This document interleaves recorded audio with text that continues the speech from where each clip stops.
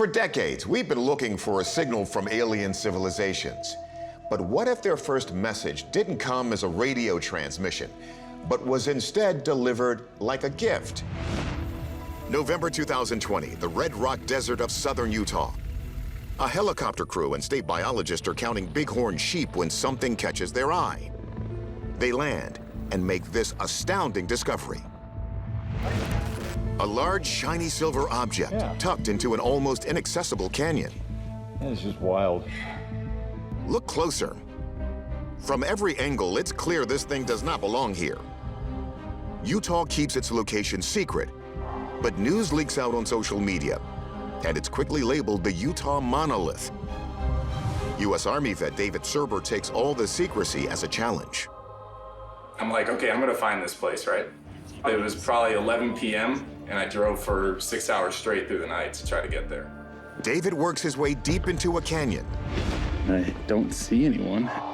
Just after daybreak, he rounds a corner. There she is.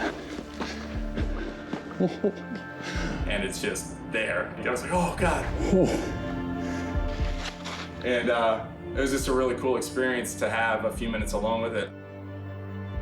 There are a few things more iconic than a monolith, whether we're talking about the monolith that started 2001: A Space Odyssey or the obelisks of ancient Egypt.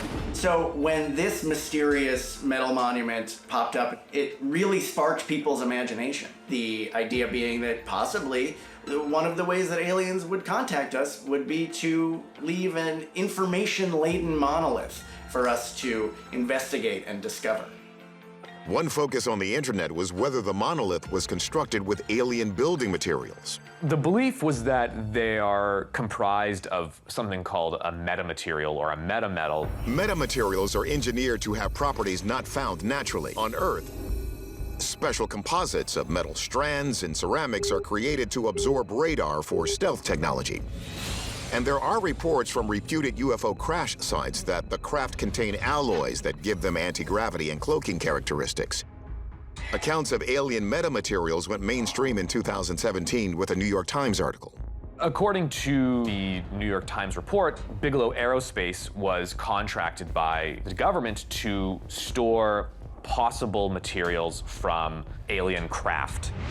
It's believed that the U.S. government is studying these alien materials to create the next generation of weapons. Could the Utah monolith be made of the same sort of alien materials? David tests it.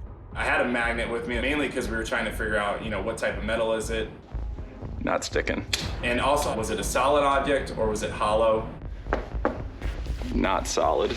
So what's it made of? And by whom? Other mysterious monoliths have been discovered recently, often in remote locations, in Romania, the Isle of Wight, and Sweden. Are these objects some sort of alien calling card, or could they be the product of a very creative and very human mind? And when you first see this, you can't help but think of some type of extraterrestrial technology. However, there's nothing about what we're seeing in this video that leads me to believe it's manufactured from any kind of exotic materials. Unlike reports of UFO metamaterials, the monolith doesn't defy gravity, and it's definitely not cloaked. In person, David noticed fingerprint smudges and ragged corners as well as other signs of terrestrial construction. The telltale signs of those rivets would make me believe this is man-made, no matter how kind of anomalous its appearance is. For McMillan, that's the giveaway, the signs of ordinary earthbound metalwork.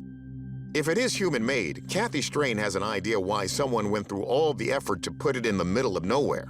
I think it's a message of beauty, of artwork, maybe makes you reflect more that I wanted to come here for the wilderness. Some artists, like Donald Judd, believe that wilderness is the ultimate art gallery and use isolated locations for installation sites. But who made this and what it's made from is almost impossible to determine from a video. Ultimately, you're not going to be able to determine exactly what this object is until you get it into a lab and under in-depth analysis. But just as it appeared out of nowhere, the Utah monolith vanished, literally overnight. So until it's found and we can get it into a lab, our verdict, this is not an alien artifact. It's either a human artwork or a hoax.